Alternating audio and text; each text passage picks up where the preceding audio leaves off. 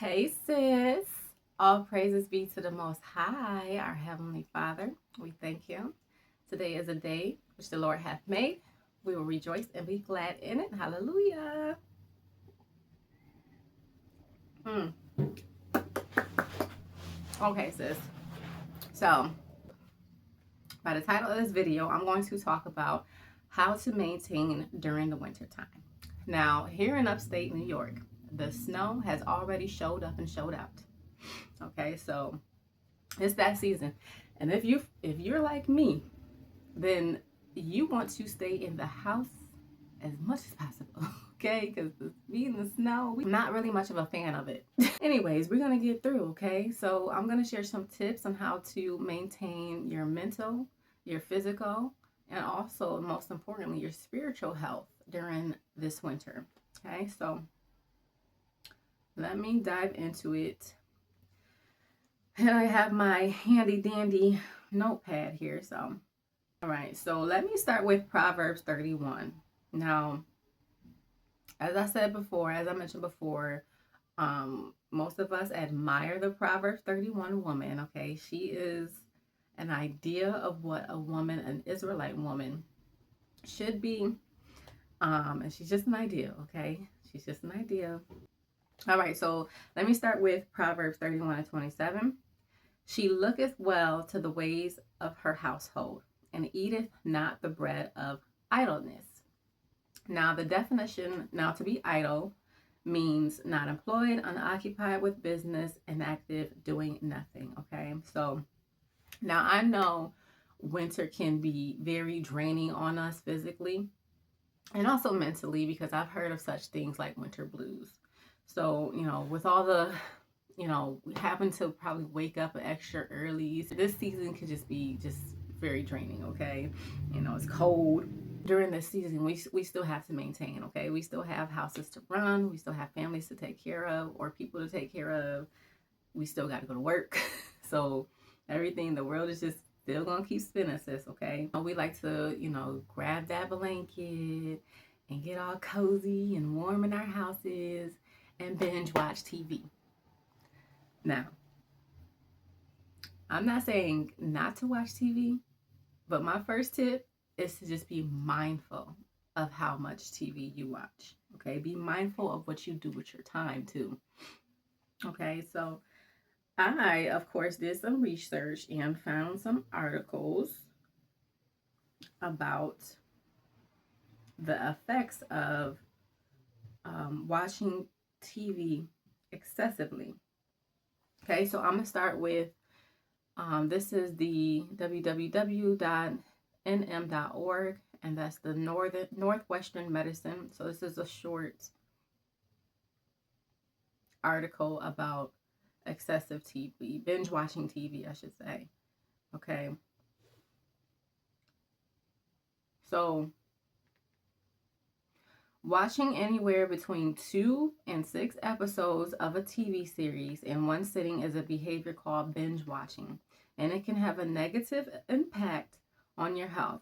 Before you curl up for your next binge, here are 3 health conditions you should know. All right, so the first one is, so binge watching is like a drug. That's what they're saying. That's what they did their surveys on and their research on. Okay, so the first health condition is it can make you feel isolated. And I'm not going to read all of this, so you can also, I encourage you to do your own research as well. The next is it impacts your sleep. Okay, and other negative health effects include depression and anxiety, back problems, lack of physical activity. Obviously, if we sit on the couch with our blankets and stuff, okay. But so that was that. Now, the next article is from www.healthharvard.edu. Now, this is a new study that talks about what too much TV might do for your brain. Okay, so let me see. Okay, I'll start here. So, Excuse me, girl. It get hot up in here. Oh, I got this hoodie on. All right. So this is from Harvard Health or healthharvard.edu.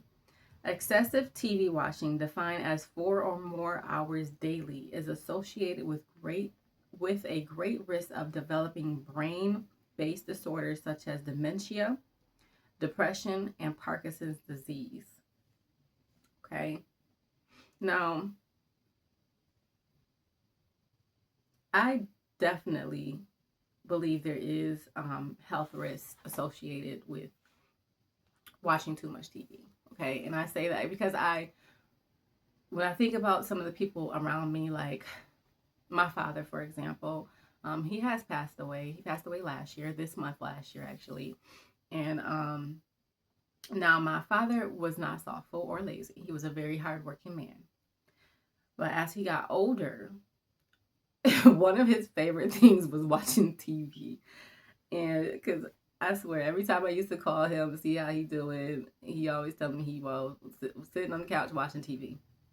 I'm like, Dad, if you don't get your behind up and do something else. But anyways, my father did suffer as he aged. He did suffer from Parkinson's disease and early dementia.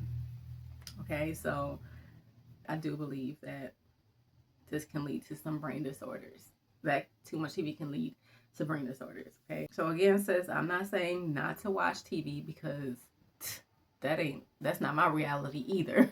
Okay, I got my shows that I like to watch, but all I'm saying is just be mindful and limit it.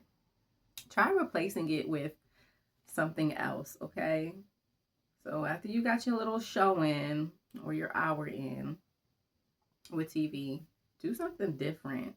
So I fill up my time with other activities, and that's really my next tip. You know, so what Kendrick say? Turn the TV off, turn the TV off, turn the TV off, turn the TV off. So let me share this next verse.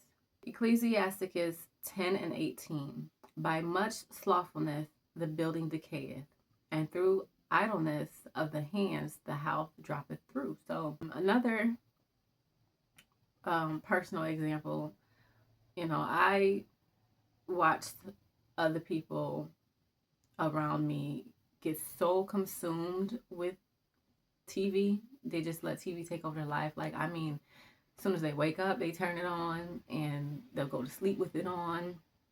And, you know, over years, I just watched as, you know, their house decayed.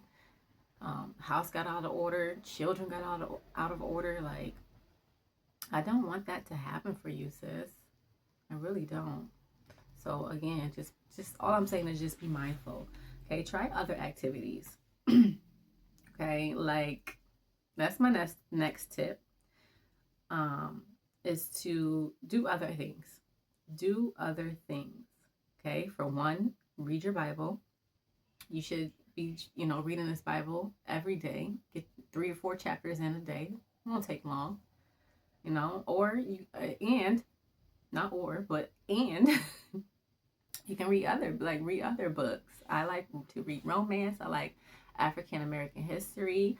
I like autobiographies. So, you know, I got my little TBR list coming ready. TBR is to be read. If you didn't know, it took me, I didn't know what TBR was.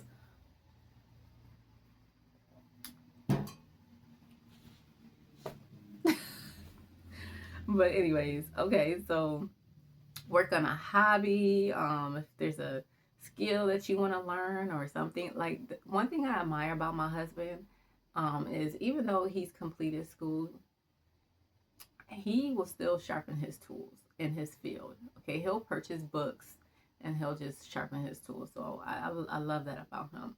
Okay, and get outside, sis. Push yourself to get outside.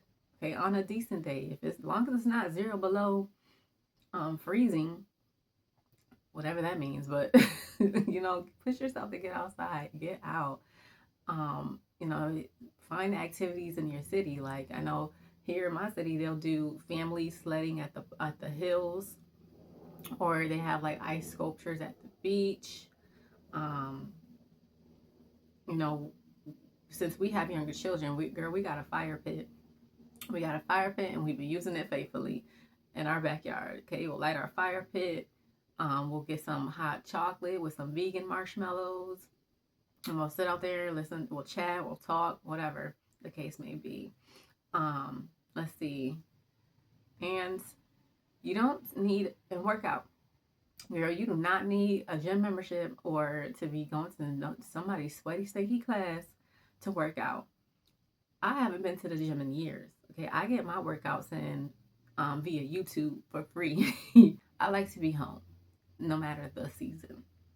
I am a homebody. So I do workouts. All you need is 15 minutes a day.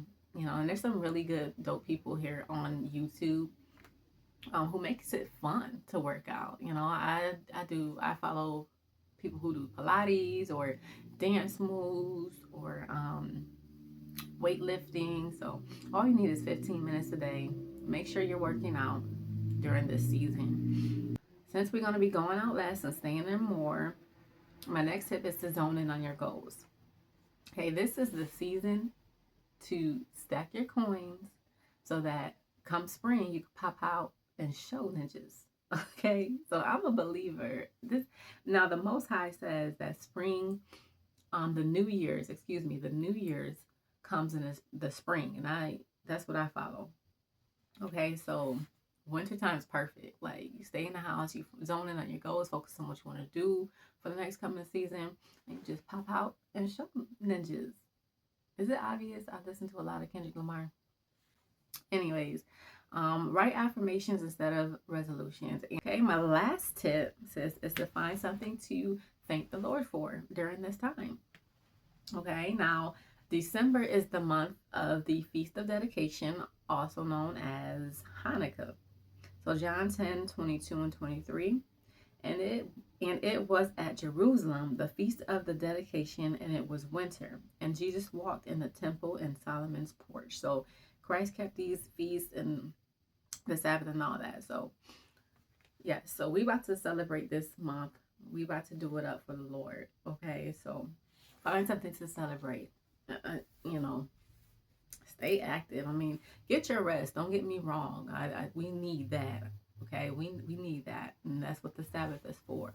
But this is how you're going to stay uplifted and stay mentally and physically and spiritually fit. Okay, and that's what this channel is all about.